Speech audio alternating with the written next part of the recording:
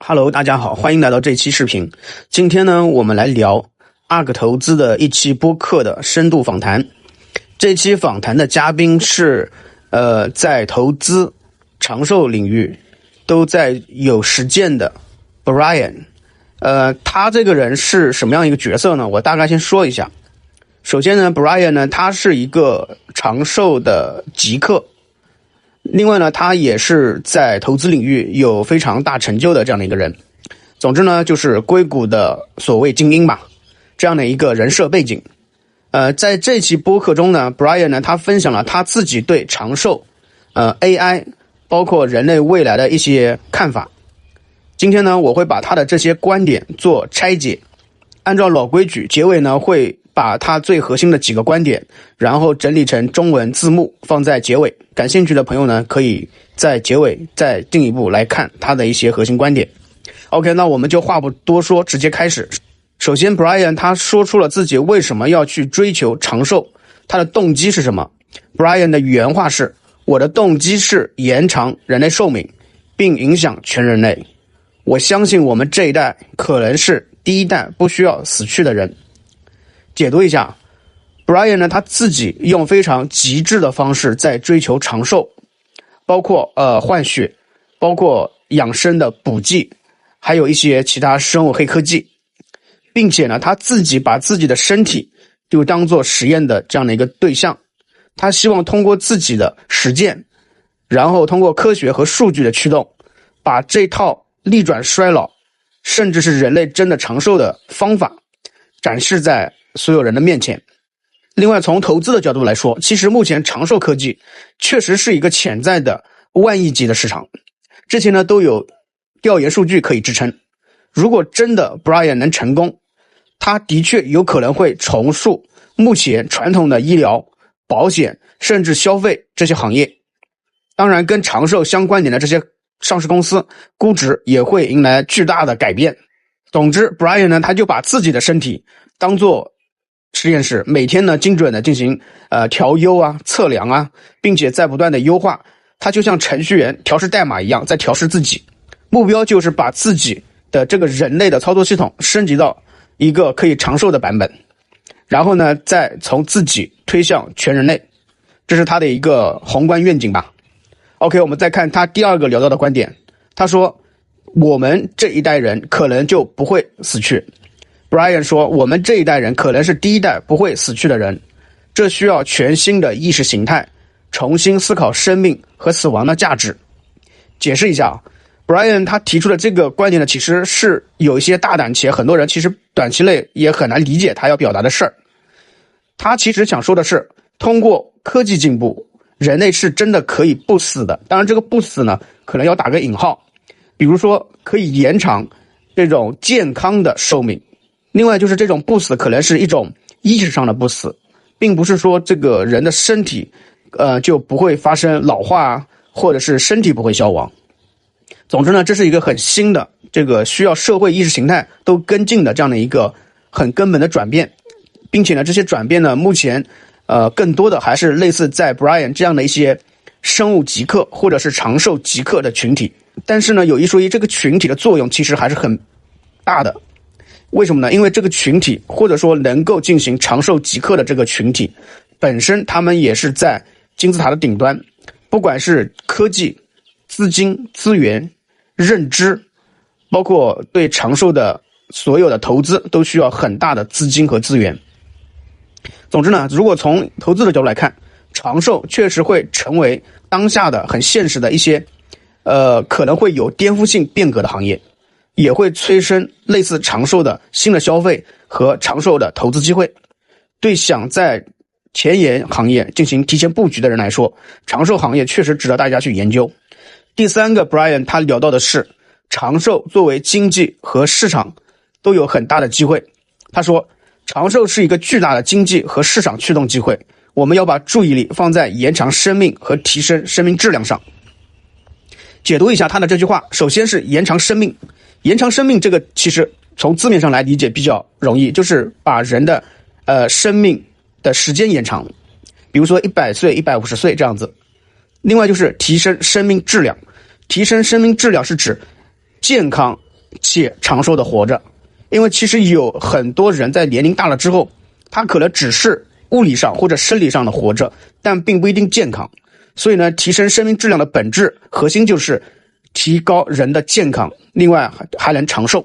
总之，这个观点依旧是他认为这是一个新兴的且万亿级别的赛道，早期布局的公司可能会获得超高的回报。当然了，任何超高回报同时也伴随着高风险和技术的不确定性，比如生物或者是长寿技术本身就有很大的未来的不确定性。第四个 Bryan 聊到的是，目前 AI 正在加速长寿进步。Bryan 说，现在 AI 正在加速长寿领域的进步，但我们也需要注意 AI 的复杂性和预测极限。解释一下，目前 AI 在帮助分析一些海量的生物数据，加速药物的发现和个性化的进行干预检测。AI 呢有很大的作用，但是呢确实 AI 本身也有局限性，比如说 AI 它经常有一些数据是错误的，比如说 AI 它在胡说八道。当然了，这个我们每个人在用 AI 的时候其实也是能体会到的。所以说呢，这个 AI 在做海量分析的时候其实也存在一些它的局限性，这个呢需要技术或者是物理硬件包括大模型这些全部的升级，才可能在更细节甚至是类似在生物数据收集或者生物科技研发上有更实在的且安全的作用。另外就是如果从投资角度来看， AI 加长寿这个结合确实是一个高增长的领域，且有这样概念的相关公司都可能获得高估值。从投资的角度来说， AI 加就是一个很好的趋势。那么 AI 加长寿这样的一个生物技术落地，包括未来的一个憧憬，有钱人对长寿的这种渴求都是非常有叙事性的，在资本市场呢也容易获得资金的关注，就是有很好的炒作标的啦。第五个 Bryan 聊到的是，睡眠是健康和长寿的基础。Bryan 说，睡眠是健康和长寿的基础，我把睡眠视为最重要的健康指标之一。这个其实相对来说比较好理解，就是如果想健康长寿，那么就是睡眠质量确实是很重要的，通过一些技术手段或者技术优化来改善睡眠，自然也能够改善个体或者人的整体健康。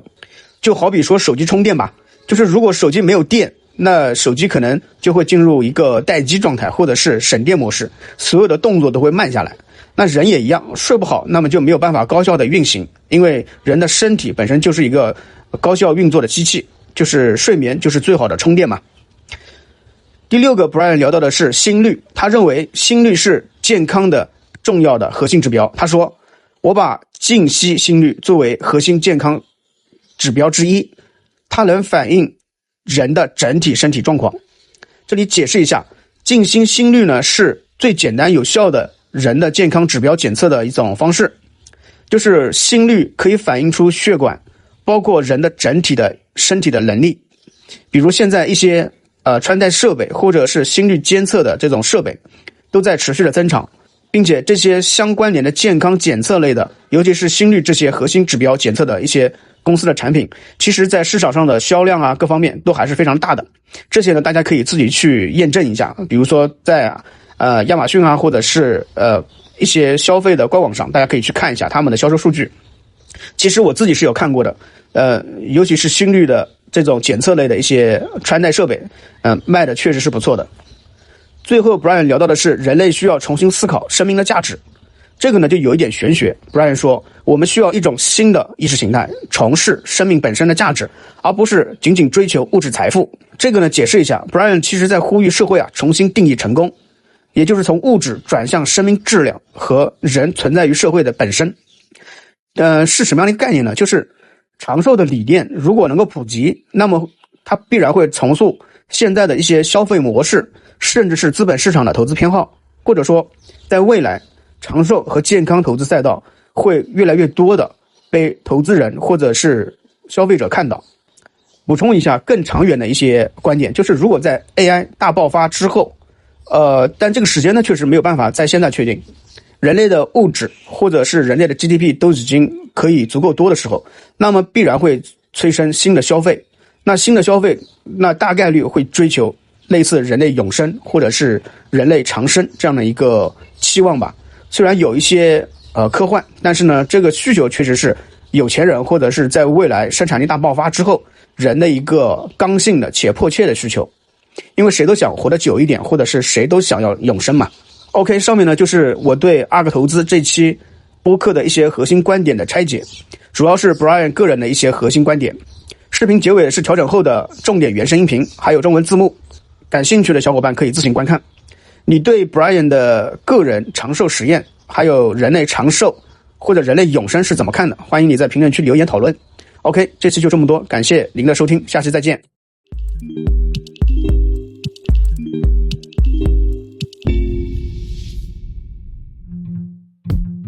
Welcome to FYI, the Four-Year Innovation Podcast. This show offers an intellectual discussion on technologically enabled disruption, because investing in innovation starts with understanding it. To learn more, visit ARK-Invest.com. ARK Invest is a registered investment advisor focused on investing in disruptive innovation. This podcast is for informational purposes only and should not be relied upon as a basis for investment decisions. It does not constitute, either explicitly or implicitly, any provision of services or products by ARK. All statements made regarding companies or securities are strictly beliefs and points of view held by ARK or podcast guests, and are not endorsements or recommendations by ARK to buy, sell, or hold any security. Clients of ARK Investment Management may maintain positions in the securities discussed in this podcast.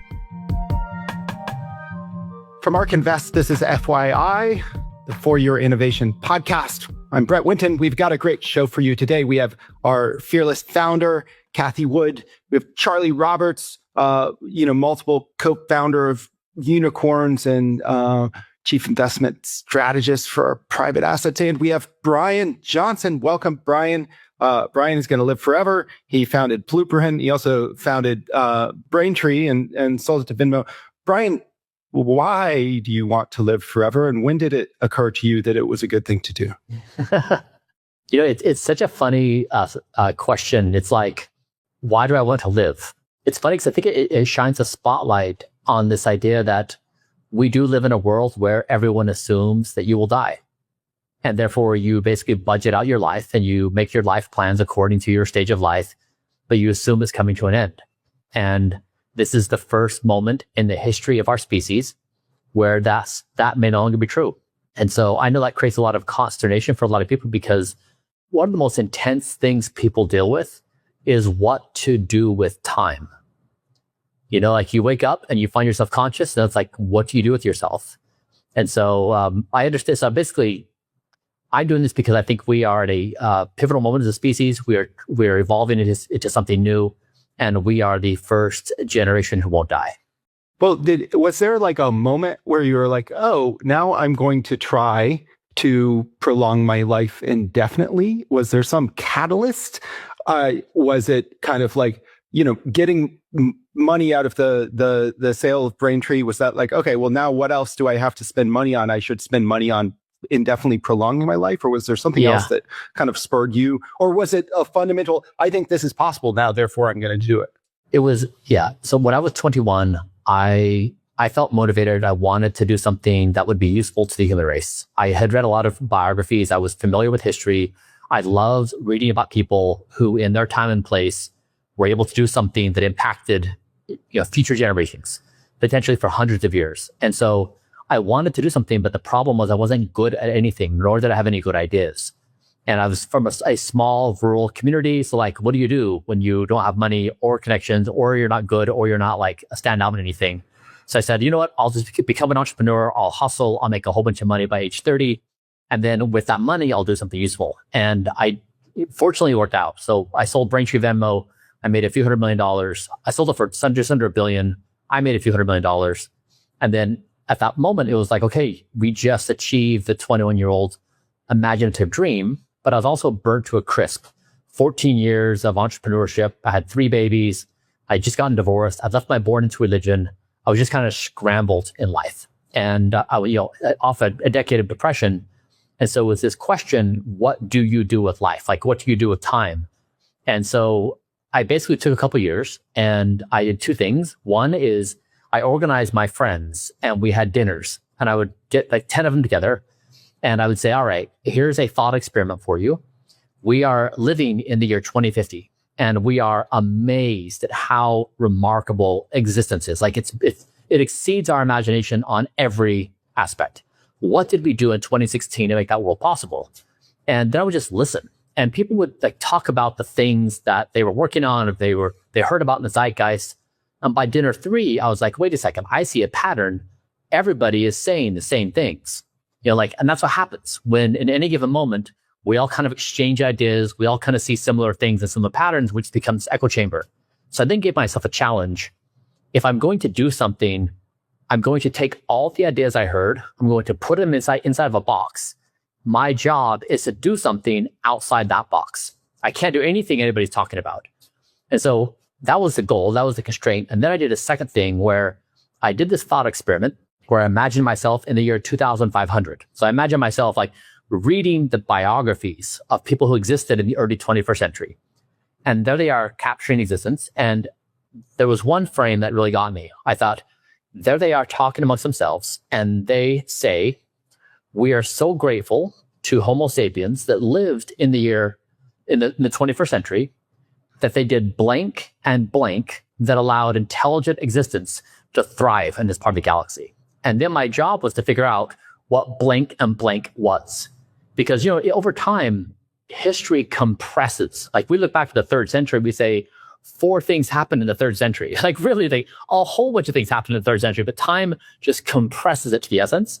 Our century, as rich as it is, and as many things that are happening, will be compressed. And so I think the answer is they say that's when Homo sapiens figured out when they gave birth to superintelligence. And that's when they figured out they would no longer die. Those 2 things define our century. And so instead of buying a bunch of GPUs, you instead decided to live forever. It seems like buying the bunch of GPUs could have been useful too, though. Agree with that. And I am more pragmatic about it, call it, as in kind of maybe I can't, even as a futurist, can't cast myself far enough forward. But the way, one, I think there is a distinction between rich and poor. And one way you could interpret longevity and kind of the potential in the market is, once you have accrued enough resources that you can be at the top of the social competition pyramid with people, so you're no longer just like trying to position yourself with a better yacht and stuff, then, the ultimate scarcity is time. And so then you dump your incremental resources into trying to live forever.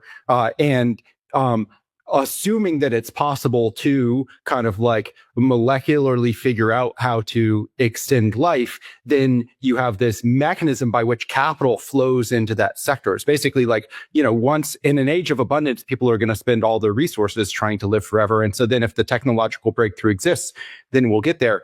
And I think you can interpret some of the actions of the AI labs that recognize the set of political risks that they are facing here as acknowledging that actually this is a useful use, an actual appreciated use of the technology in health specifically, both in health and developing new cures and in providing people with tools that are in their life very, very important and helpful within a health services ecosystem that's not actually that helpful.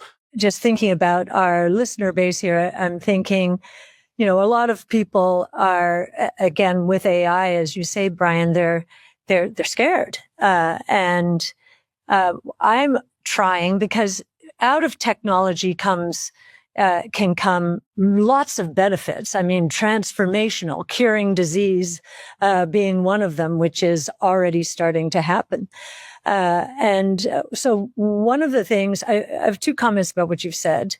I think living a very long life, or living forever, if that is where this is going, I think those who will achieve that will need a sense of purpose. Don't you think? A sense of purpose. And the second thing I would say is, in this AI controversy, is this going to throw everyone out of work?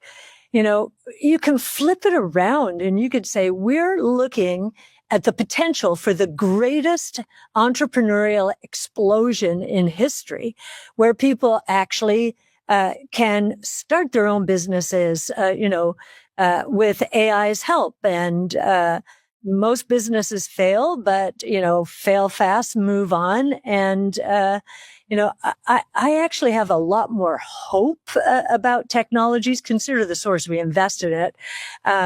But I do see this sense of doom. And I think I'm trying to encourage young people, if they can't find a job now, start your own business with AI. That means as you continue to interview, you'll be a much more interesting employee if you choose to go into a corporation, because you've started a business and because you are so proficient at AI. So, I think there's huge opportunity here too. For people who are scared of AI, I would say to them, there's no legitimate reason to either be optimistic or pessimistic. And that is because the future of our existence is computationally irreducible. It is an unknown state. You cannot say anything intelligent about the future. Now, you can say in classical science, you can say, I know where Jupiter is going to be in orbit 100 years from now. You can do the math and you know exactly where it's going to be. That is like through classical science, you can make predictions of the future. And before, like if you were a farmer in the 1400s, you would know your child would be a farmer in 1450 and their child would be a farmer in 1500. But now we don't even know what's going to happen a year from now, let alone 5 or 10 or 15. And so the starting point here is humans try to soothe their own anxiety by trying to imagine they can say things about the future. And this is the moment in time where we Homo sapiens need to confess we have absolutely nothing intelligent to say about the future because it's computationally irreducible. It is impossible to say. And so that's starting point number 2 is in this case, when you can't say anything about the future at all that's intelligent, the only thing you know, literally, is you don't want to die right now. Outside of that, that's it. You have nothing to say. And so if you were to take this conversation and map it back to Homo erectus a million years ago and say, Homo erectus, you're in a situation, imagine you're going to evolve the equivalent of 1 million years in a month. So everything you understand now is going to be, changed in a month. What are you going to be doing? And Homo erectus would say, well, you're going to forage over here. You're going to fight over here. You're going to it would take its own models of the world and map it. That's what we do. And so Homo erectus would not imagine that you're going to discover microscopic objects or invisible waves in the air or magic boxes in your hand that travel at the speed of light. We are Homo erectus in this moment. We are going to evolve at that same kind of speed over some duration of time. So for us to imagine that we're not Homo erectus in this moment is absurd. We are trying to take our ancient models and trying to superimpose it upon a world where we just don't even understand what's coming. And so this is why I'm really neutral about the situation. We don't know. All I know is as a species, the thing we lock in on is we don't want to die right now, which means we don't want to kill each other. We don't want to kill the planet. We don't want to kill ourselves. We don't want to cause harm to existence. We just want to hold on for dear life and hopefully we can make it to the other side. Now with that, it's like, if there's other cool things to do, amazing. But yes, we have a need for meaning. Yes, we need to find meaning. But I think we're getting ahead of ourselves of thinking that somehow the world is going to be the same when we have no idea what's going to happen. Yeah, just to interject for a second before you go into those 5. It's funny, as I've said this to a few people, and it's strange to me that their eyes light up, but I think some people haven't thought of this, but I try to think of it as an evolutionary thing, right? And just ground it all in why did we end up here? But when people cut sleep, right, and it feels like the ultimate kind of false economy, I always come back to, if there were any way for a mammal like a human to have done without sleep, given the evolutionary cost of being eaten by a lion while asleep, there is zero doubt that we would have evolved to not need it. And the fact that we still so consistently need 5 to 8 hours is so telling about that it's absolutely required to do all of the things, and both neurochemistry and thoughts and all the other great things. So it'd be great to hear more. So these work because if I can see someone's heart rate on their wearable device, I will see their soul. I will see their relationship with stress and food and work and scrolling. It just reveals all things. And so, for example, the first thing is if your bedtime is 10 p.m. every night, you want to have your final meal at least 4 hours before bed. So finish eating around 6 p.m. And that gives your body time to digest the food. And your body needs that space to complete its process. And then it has time and space to then lower your body temperature before bed and express melatonin. So now you're ready. If you eat adjacent to bed, it raises your core body temperature, it suppresses melatonin, it raises your heart rate. Then when you go to sleep, the body's doing two things, digesting food and trying to sleep. And then it wrecks your sleep. So by pushing your food earlier in the day, it gives your body space to do the digestion, so you get it freed out. Now, I did a few hundred, probably more like 1,000 experiments on when to eat, what to eat, etc. I found my optimal time is to finish eating around noon each day. I go to bed at 8:30, so I have 8.5 hours of digestion. If I do that, my heart rate's going to be around 41, 42, 43. If it's there, I'm going to have a perfect night's sleep. I'll fall asleep within 2 minutes. I'll get through in a minute, like what a good night's sleep is. So second thing is... Wait. Can I just ask a question on sleep? Deep versus REM versus core. Any observations there? Yep. So your body, so if you go to bed at 10 p.m., the